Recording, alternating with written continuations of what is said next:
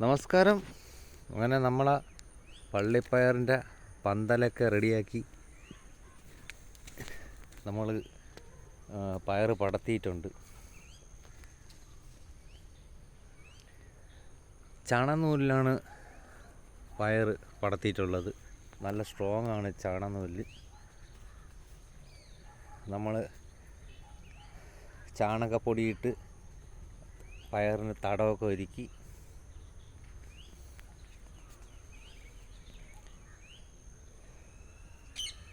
പടത്തിയിട്ടുണ്ട്. ഇത് നമ്മളെ മത്തനാണ്. അതിനും ഇടവിളയായിട്ട് നമ്മൾ പയറിൻ്റെ ഇടയിൽ നട്ടതാണ്. ഇതേ ഒരു കീടം വന്നിരിക്കുന്നു. ഇവനാണ് ഇല തിന്നുന്ന.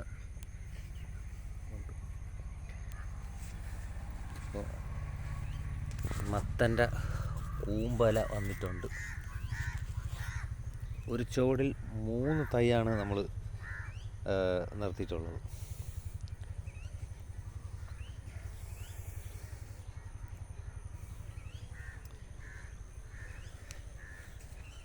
ഇതിൻ്റെ ഇടയ്ക്ക് മത്തൻ നട്ടതിൻ്റെ ഒരു പ്രധാന ലക്ഷ്യമെന്ന് വെച്ചാൽ ഇതിൻ്റെ ഇടയിലെ പയറിൻ്റെ ഇടയിൽ കളകളൊന്നും കയറാതിരിക്കാൻ വേണ്ടിയിട്ടാണ്. മത്തൻ ഒരു പരിധി വരെ നമുക്ക് കളകളെ നിയന്ത്രിക്കാൻ കഴിയും.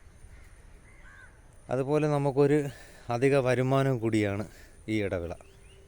അപ്പോൾ പയറുകൾ തമ്മിൽ നല്ല അകലത്തിലാണ് വച്ചിട്ടുള്ളത്.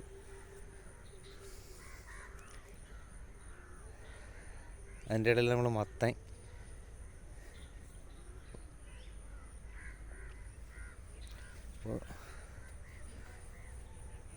ഓരോ 1 മീറ്റർ വീതി നീളം എന്ന രീതിയിലാണ് ഒരു പയറിൻ്റെ തട ഒരുക്കിയിരിക്കുന്നത്. 2 ബക്കറ്റ് ചാണകപ്പൊടി, 1 ബക്കറ്റ് കോഴിക്കാഷ്ടം അടിവളമായി കൊടുത്തുകൊണ്ടാണ് വിത്ത് പാകിയത്. നമ്മളിതിലിഞ്ഞ് വളങ്ങളൊന്നും ചേർക്കില്ല.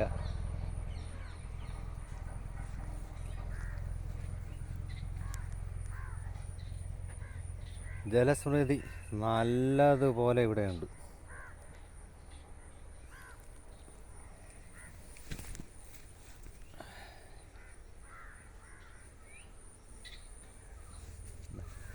ഇനി ഇതുപോലെ നമുക്ക് പിന്നെ ശിഖരങ്ങൾ ഉണ്ടാകും. അത് പടത്തി നമ്മൾ തട്ടിൽ കയറ്റി കൊടുക്കും. ഇത് പ്ലാസ്റ്റിക് ചരടാണ്. നമുക്ക് 2 കൃഷിക്ക് ഉപയോഗിക്കാം. 1.5 അടി ഗ്യാപ്പിലാണ് ഇവിടെ ഓരോ വള്ളിയും നമ്മൾ വരിഞ്ഞിരിക്കുന്നത്.